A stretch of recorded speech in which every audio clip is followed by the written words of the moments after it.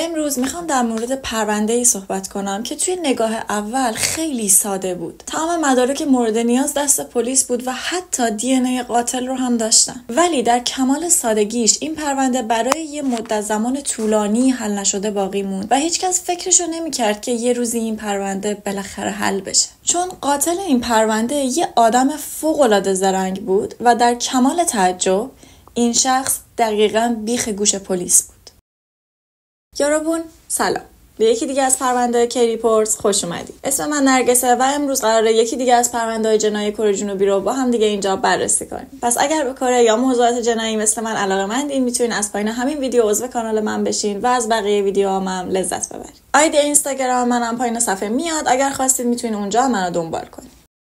قبل از شروع پرونده امروز 2 مورد هست که باید باهاتون در موردش صحبت کنم. اولش اینه که یکی از شما قشنگا توی اینستا بهم پیام داد و یه پیشنهاد خیلی خوبی بهم داد که از این به بعد برای پرونده ها درجه هرس مشخص کنیم. از اونجایی که تا امروز هرچی پرونده گذاشتم از دست دادگاه و پلیس و مجازاتاشون و اینجور چیزا فقط هرس خوردیم هممون. به خاطر همین قرار شد از این به بعد به پرونده ها از 5 تا 10 درجه هرس بدم که شما بدونین قراره در طول این پرونده چقدر هرس بخورین و یه جورایی خودتون رو آماده کنین. و از اونجایی که پرونده‌های کره خودش اصلا بیسش یه مقداری هرس درار هست، درجه هرس رو از 5 شروع میکنم که یعنی خیلی هرس نداره ولی شاید یه کوچولو هرس بخوریم. ولی درجه 10 دیگه ته هرس خوردنه. مثلا پرونده‌های چودوسون یا پرونده جونگین، این 2 پرونده‌ای بودن که درجه هرسشون رو باید 10 میدادیم.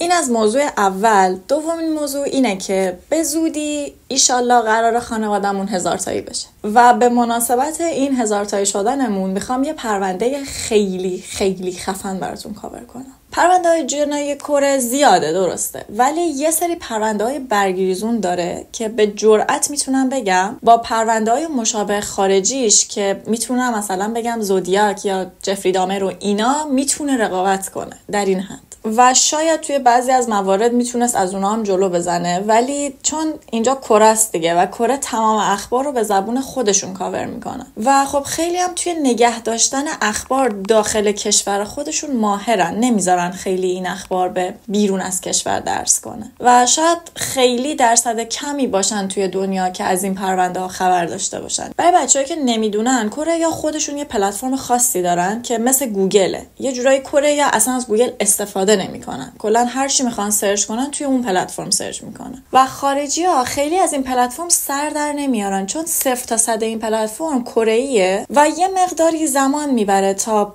دستت بیاد چطوری با این پلتفرم باید کار کنی و به خاطر همین که خیلی از اخبارات تماما توی این پلتفرم کاور میشه، خیلی امکان درس پیدا کردن به بیرون از کشور رو نداره و اکثرا مثلا میبینین که فقط خود کره‌ایان که خبر دارن چی به چیه.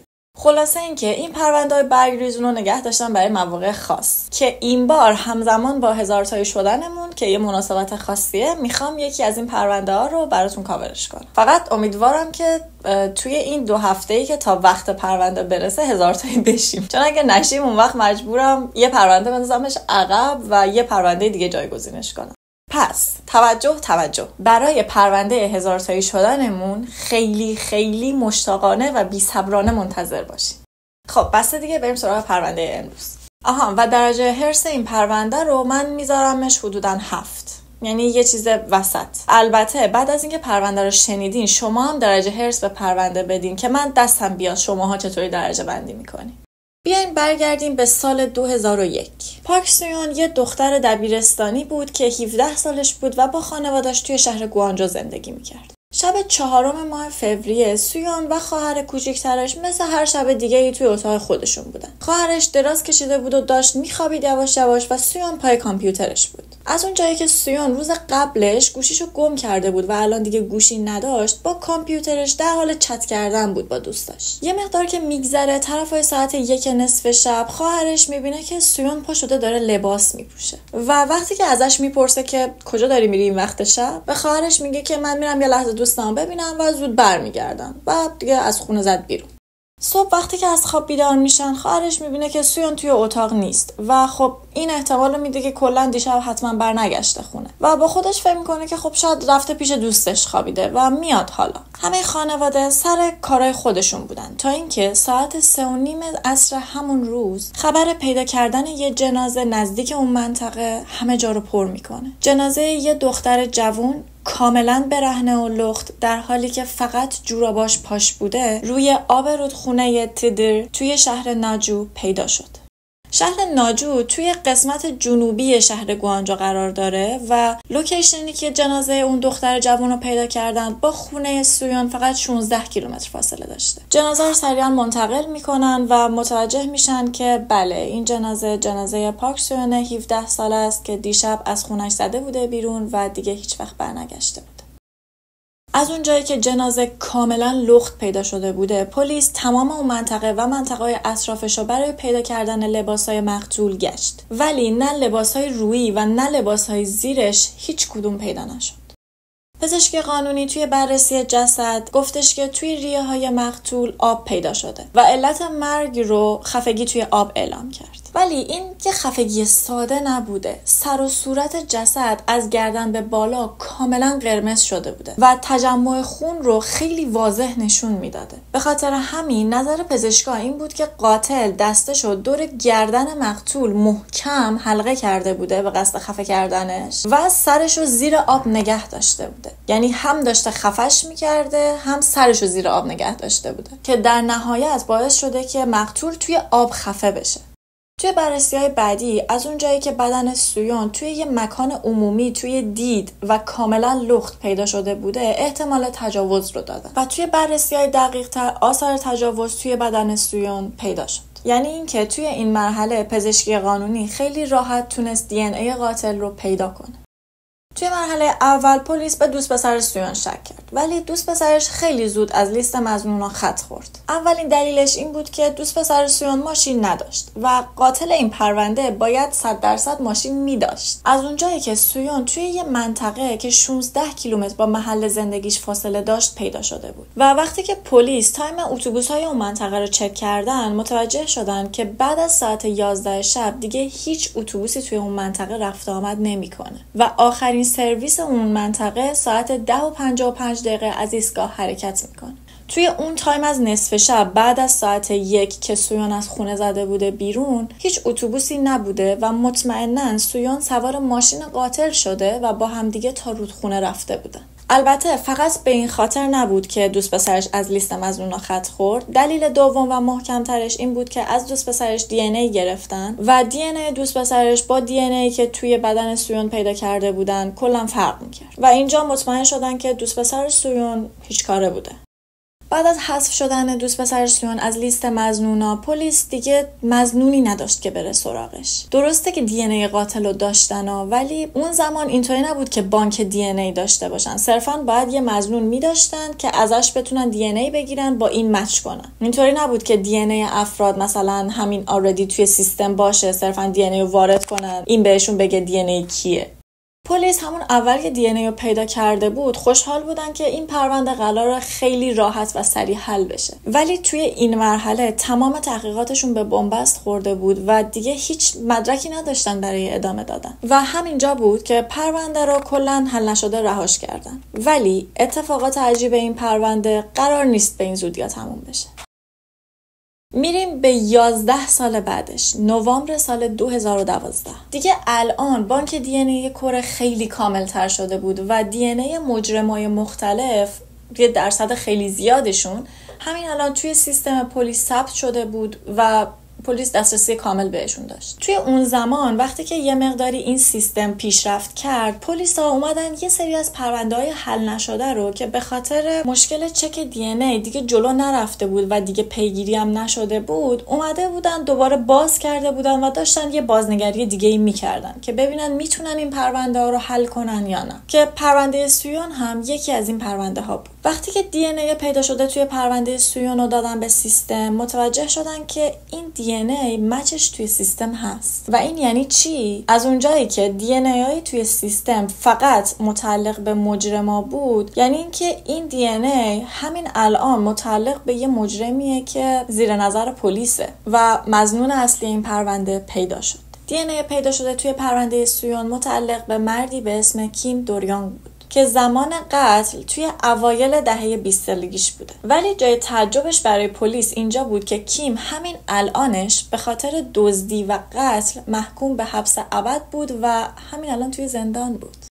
کیم توی سال 2003 به خونه یه پیرمرد 77 ساله و همسرش که 69 سالش بوده حمله کرده بوده و هر دوشون رو کشته بوده. این زوج اصالتا چینی بودن و از سال 1975 یه مغازه داشتن و همونجا داشتن کار میکردن توی کره. ولی یه خصوصیت خاصی این زوج داشتن و اون این بوده که خیلی طلا دستشون میکردن. مثلا انگشترا و دستبندای طلا دستشون میکردن. خب شاید بگین که خیلی‌ها طلا دستشون میکنن، دلیل نمیشه که. نه، منظورم از طلا اون طلا هاست که زردیش از 10 کیلومتر اونورتر معلومه. چون کشورهای دیگه مثل کشور ما اینطوری نیستن که خب به طلا مدل بدن، خوشگلش کنن، چه میدونم مثلا رنگای مختلف توش استفاده کنن، یا اینکه مثلا رنگش ملیح باشه، حالا مشخص نباشه که آهای این طلاست. طلایی که اینا استفاده میکنن قشنگ زرد خالصه، مثلا یه انگشتر چند سانتی مثلا طلا، یا مثلا یه دستبند کلفت زرد، قشنگ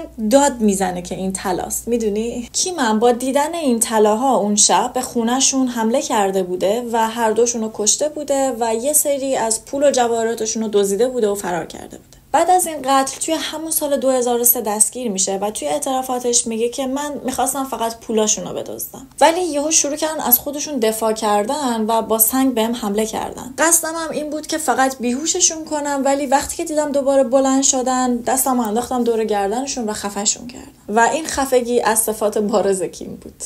به خاطر این جرم و قتلایی که انجام داده بود توی همون سال 2003 دستگیر شده بود و حکم حبس ابد بهش داده بودن. پلیس اول از همه اومد یه سری تحقیقات در مورد کیم انجام داد که ببینه اصلا میتونه ربطشو با پرونده سویون پیدا بکنه یا نه. توی همون اول تحقیقات پلیس متوجه شد خونه‌ای که کیم توش زندگی میکرده توی همون شهر گوانجو بوده و فقط 100 متر با خونه سویون فاصله داشته. ولی چطوری بوده که پلیس به یه مجرمی که فقط 100 متر اونورتر از سویون زندگی میکرده و میتونسته جز مظنونای اصلی باشه هیچ وقت شک نکرده بوده؟ حتی فکر نکرده بوده که این شخص هم میتونه جزء مظنونا باشه. میدونی حتی اسمش هم توی لیست مظنونا هیچ وقت نرفته بوده. دلیلش این بوده که آدرسی که برای کیم توی سیستم دولتی ثبت شده بوده اصلا یه شهر دیگه‌ای بوده، در صورتی که کیم خودش توی همون شهر گوانجو زندگی میکرده. ولی آدرس خودش رو نداده بوده و آدرس خونه خودش رو به آدرس خونه برادرش ثبت کرده بوده. یعنی انگار که کیم داره با برادرش با هم توی یه خونه زندگی میکنه.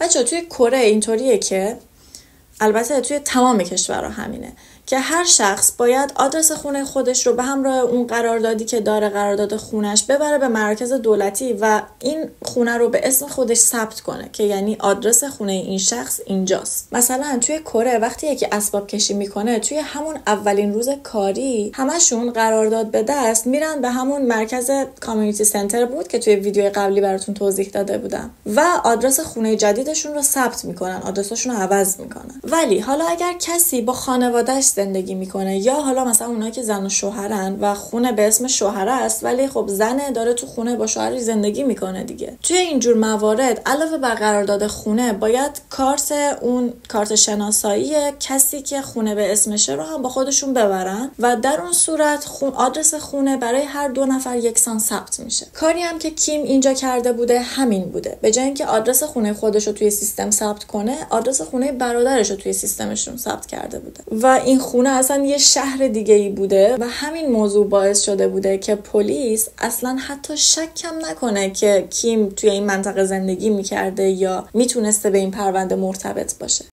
حتی توی بررسی بیشتر پلیس متوجه شد که اون شب سویون به یه اورکچیل رفته بوده اورکشیل بچه از این مغازه‌هاییه که دستگاه‌های بزرگ بازی داره و این اورکشیل ها معمولاً 24 ساعت بازن و اون شبی که سویون رفته بوده اون اورکشیله، کیم هم توی همون اورکشیله بوده. حالا اینکه با سویون واردش شده یا اونجا بوده و بعد سویون واردش شده یا بعد از سویون وارد شده رو دقیق نمیدونیم، ولی این دوتا هر دوشون توی اون اورکشیل بودن. اینجا فرضیه پلیس این بود که کیم به احتمال زیاد توی همون اورکشیل سویون رو دیده بوده و همونجا صحبت رو با سویون شروع کرده بوده، سر صحبت رو باز کرده بوده یا صبر کرده بوده که سویون از اورکشیل بیاد بیرون و بعد با ماشینش رفته بوده کنار سویون و ازش خواسته بوده که حالا سوار بشه یا هرچی و با همدیگه رفته بودن تا کنار رودخونه و اونجا به سویون تجاوز کرده و بعد توی آب خفش کرده.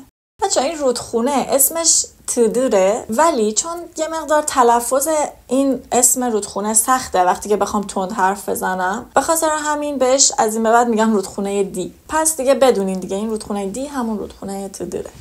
حتی پلیس توی تحقیقات بیشترشون متوجه شدن که کیم خیلی میرفته به این رودخونه دی و خیلی اونجا رفته آمد داشته، یه جورایی پاتوقش محسوب میشده. طبق گزارشایی که از همسایه‌ها و آشناهای کیم به پلیس رسید، رفتار کیم بعد از پیدا شدن جسد سویون هم خیلی عجیب غریب بوده. دقیقاً یک روز بعد از اینکه بدن سویون رو پیدا کرده بودن، کیم یهویی رفته بوده 12 تا سگ دزدیده بوده و به خاطر این موضوع رفته بوده زندان. و فرضیه پلیس اینجا این بود که کیم از عمد این کارو کرده بوده تا زمانی که پلیس داره توی اون منطقه دنبال مظنونین میگرده و داره تحقیقاتش رو انجام میده، کیم از عمد توی زندان باشه و از زیر این بازجویی‌ها در بره. و مشخص شد که بعد از قتل سویان، کیم از شر ماشینش هم خلاص شده بوده که بگه من ماشین ندارم. در صورتی که ماشین کیم همون شبی که سویان به قتل رسیده بود چندین بار توی جاده کنار رودخونه دی دیده شده بوده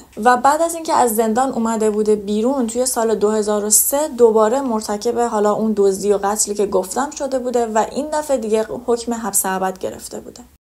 بعد از اینکه پلیس تا اینجای جریان رو فهمید و مطمئن بود که کیم شده مظنون درجه اول پرونده و از اونجایی که کیم همه الانش زیر دست پلیس بود دیگه، توی زندان بود، پلیس کامل بهش دسترسی داشت، میرن زندان تا با کیم حرف بزنن و ببینن که خودش اعتراف میکنه با زبون خوش یا نه. پلیس توی مرحله اول اصلا به این اشاره نکرد که دی ان ایش رو توی صحنه جرم پیدا کردن. صرفا ازش پرسید که آیا با اون قتلی که توی رودخونه دی اتفاق افتاده بوده رابطه‌ای داره یا نه، که کیم مشخصا خودشو کلا زد به اون را، همه چی رو تکذیب کرد و گفت که اصلا نمیدونه که سویون کی هست. بعد از اینکه پلیس به کیم گفت که دی ان ایش رو توی صحنه جرم پیدا کردن، کیم به وضوح هول شد و کلا حرفشو تغییر داد. توی داستان جدیدش به پلیس میگه که این سویون رو میشناخته و این دوتا عاشق همدیگه بودن و با همدیگه رابطه مثلا مخفیانه داشتن و هیچکس از این رابطه خبری نداشته و تایید میکنه که اون شب هم با سویون رابطه داشته، ولی بعد از اون از همدیگه جدا شدن و دیگه نمیدونه که اصلا سویون چه اتفاقی براش افتاده و چه کسی اون ورا رو سر سویون آورده. رسما حرفش به پلیس این بود که من نکشتمش، یه نفر دیگه سویون رو کشته، من صرفا فقط باش یه رابطه داشتم. تا اینجای پرونده پلیس مطمئن بود که مظنون اصلی پرونده کیمه و تمام نیروشو گذاشته بود که مدرک پیدا کنه بر علیهش، ولی یهو با پیدا شدن یه شاهد جدید مسیر تحقیقات منحرف شد. این شاهد به پلیس میگه که همون شب ساعت حدود 3:30 نصف شب وقتی که داشته میرفته سمت خونش توی همون شهر گوانجو دیده بوده که سویون توی خیابون با 2 مرد دیگه داشته صحبت میکرده، ولی این یه صحبت کردن عادی نبوده، انگار که اون 2 مرده داشتن سویون رو مجبور به انجام یه کاری میکردن. یه حالت تهاجمی نسبت به سویون داشتن و سویون در مقابل اون اضطراب و حالت تدافعی توی صورتش کاملا دیده می شده. این شاهدم رفته بوده جلو تا جلوشونو بگیره و از سویون دفاع کنه، ولی این 2 مرد که تقریبا هیکل گنده‌ای هم داشتن این پسره رو هل دادن و بهش گفتن که دخالت نکنه و بعد سویون رو با خودشون یه جورایی به زور بردن. سویون یه دختر دبیرستانی بوده دیگه و از دوتا مرد گنده مشخصا میترسیده و یه جورایی که توی صورتش ترس دیده میشده، ولی انگار که هیچ چاره‌ای نداشته با این دوتا مرد میره و بعد از اون دیگه هیچ کدوم از این 3 نفر هیچ وقت دیده نمیشن. و این یه مدرک خوب بود برای پلیس، چون که نشون میداد تا ساعت 3:30 صبح سویون هنوز توی شهر گوانجو بوده و بعد از این ساعت سویون به ناجو رفته بوده یا حداقل به ناجو برده بودنش. خب اینجا پلیس اینطوری بود که اون 2 نفری که آخرین بار با سویون دیده شدن مطمئناً قاتلای سویون بودن، ولی اینکه آیا کیم هم یکی از اون 2 نفر بوده یا نه سوالی بود که فقط شاهد میتونست جوابشو بده. ولی اینجا یه مشکل دیگه‌ای وجود داشت. 11 سال از اون اتفاق داشت میگذشت و شاهد چهره هیچ کدوم از اون مردا رو حتی یادش هم نمیومد.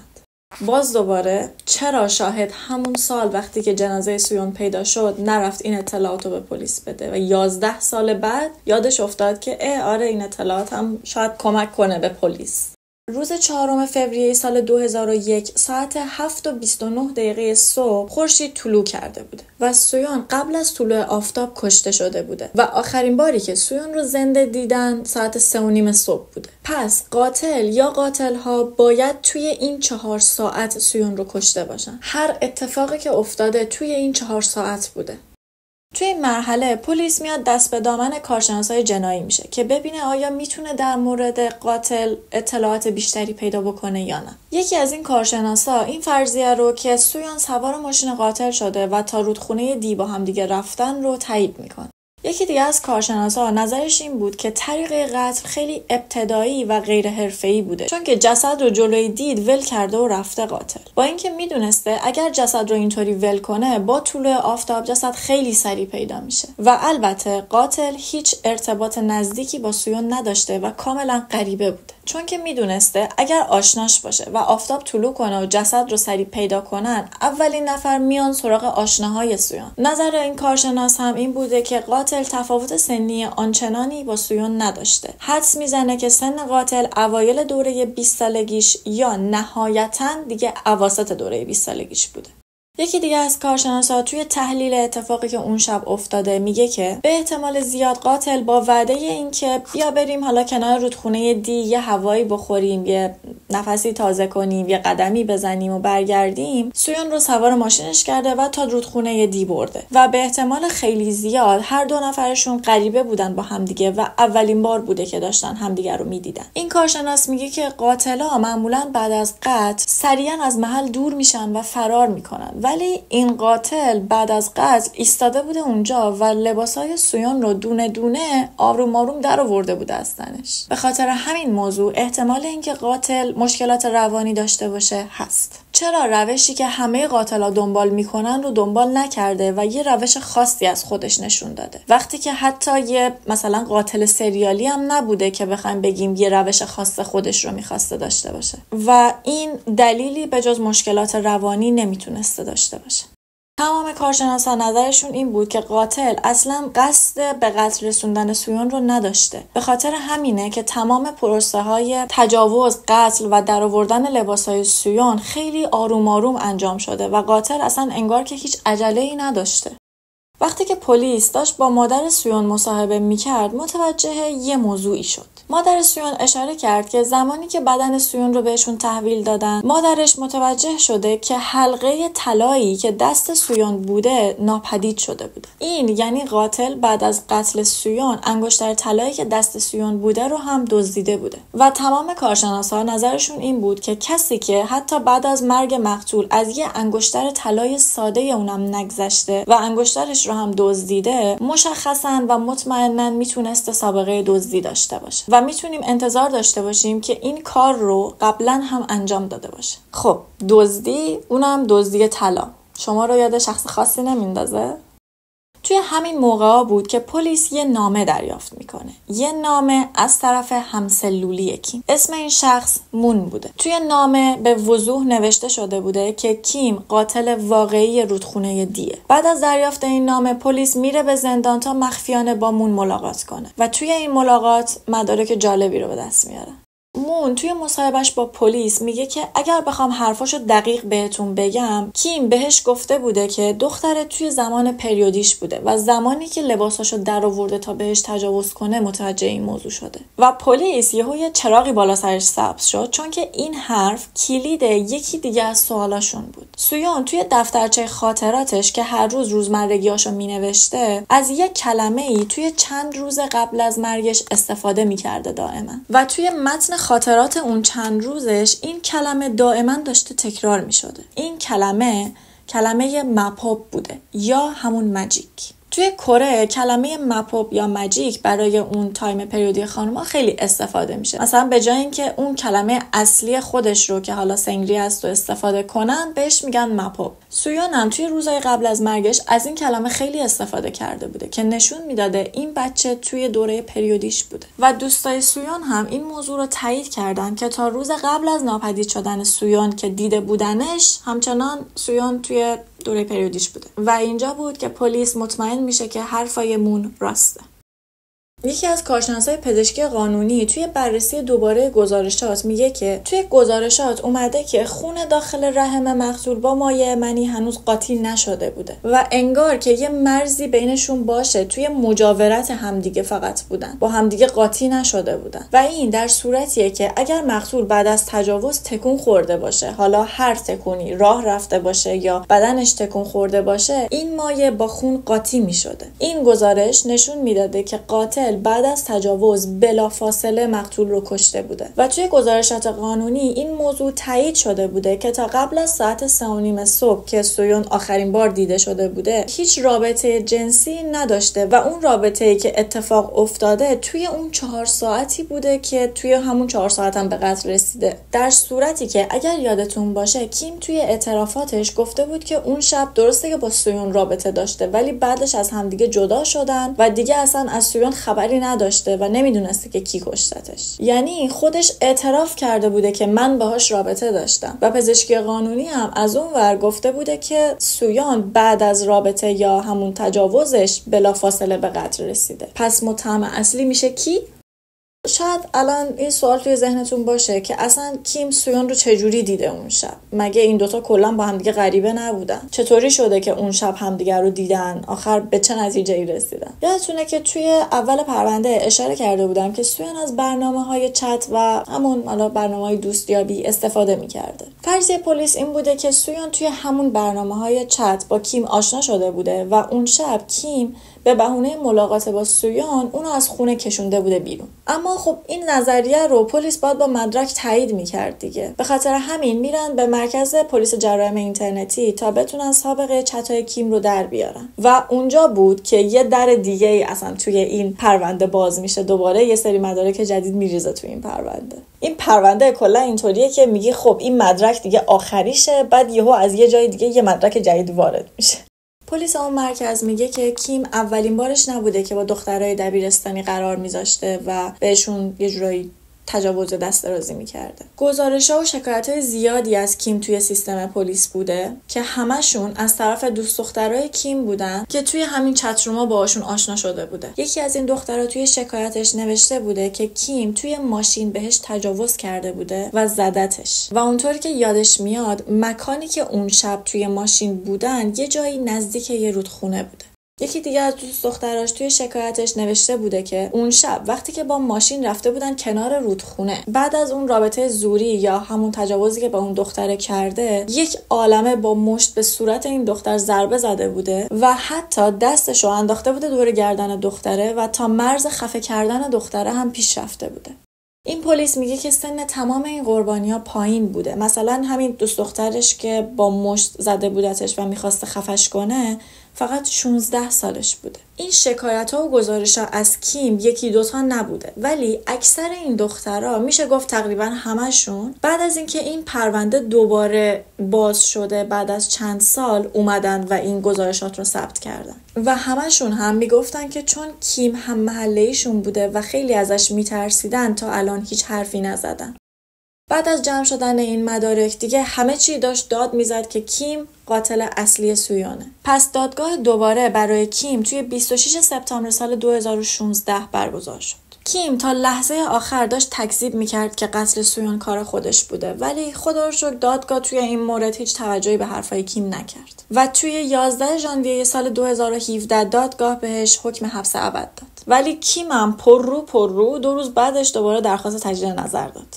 حالا شاید بگین چه فرقی میکرد؟ در هر صورت اون حکم حبس ابد قبلیش بود دیگه. برای حکم اولش امکان این که بتونه درخواست آزادی مشروط بده و آزادیش هم به خاطر حالا اون رفتارهای خوبی که توی زندان از خودش نشون میده تایید بشه زیاد بود. در صورتی که زندانیا و نگهبانا میگن که داشته انگار همین کار رو هم میکرده، هی داشته خوب رفتار میکرده که بتونه اون درخواست آزادیه رو بده. ولی اگر 2 تا حکم حبس ابد میداشت به هیچ وجه امکان آزادیش دیگه وجود نخواهد داشت کلا، حتی اگر درخواست بده، هر چقدر هم آدم خوبی باشه.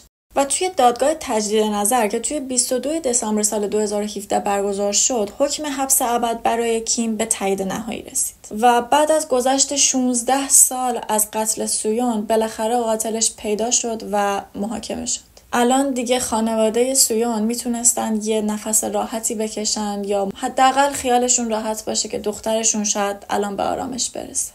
این پرونده با وجود آسون و راحت بودنش توی اون مرحله اول چندین سال طول کشید تا حل بشه و باز هم یه سری سوالای این وسط هست که هیچ پاسخی براش نیومد. مثلا اون 2 مردی که سویون اون شب باهاشون دیده شد نصف شب کی بودن اصلا؟ اگر یکیشون واقعا کیم بوده پس اون یکی کی بوده؟ همدست داشته یعنی کیم؟ یعنی اینکه کیم با کمک همدستش 2 سویون رو کشتن؟ اگر واقعا اینطوری باشه پس همدستش چی؟ چرا اون محاکمه نشد؟ یا اینکه اون شاهد بعد از این همه سال صرفا میخواسته یه حرفی بزنه و شاید این فقط یه مثلا توهمی از خودش بوده، از فکر خودش بوده. چون چیزی که دیده بود در اصل هیچ کمکی به پلیس توی حل این پرونده نکرد. صرفاً یه تایمی پلیس رو از اون مسیر تحقیقاتش منحرف کرد، ولی پلیس دوباره برگشت توی همون نقطه و تحقیقاتش رو ادامه داد. فقط اون محدود زمانی که سویون توش زنده بود رو برای پلیس کوتاه‌تر کرد. مثلا پلیس دیگه فهمید بین 3:30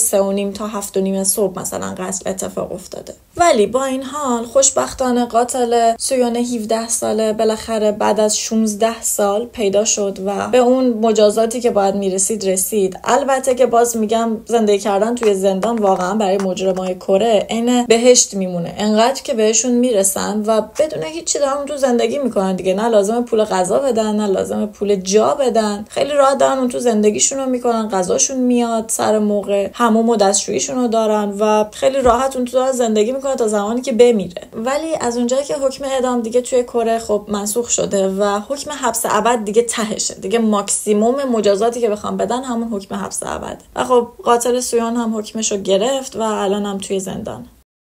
اینم از پرونده این هفتمون. بعد از شنیدن تمام این استوریا و مدارکی که ارائه شد، جالبه که بدونم نظر شما در مورد این پرونده چیه. منتظر نظرهای قشنگتونم هستم. یادتونم نره اگر شما در مورد چیزی کنجکاو بودین یا پرونده خاص مد نظرتون بود، اونم توی کامنت ها میتونین برای من بنویسین. حتما میذارمش جزو پرونده پیشنهادیتون توی آینده. یه کلمه انگلیسی هم توی کامنتاتون فراموش نکنین بچه‌ها که حسابتون نپره. ممنون که توی ویدیو امروزم با من بودین. توی پرونده بعدی میبینمت.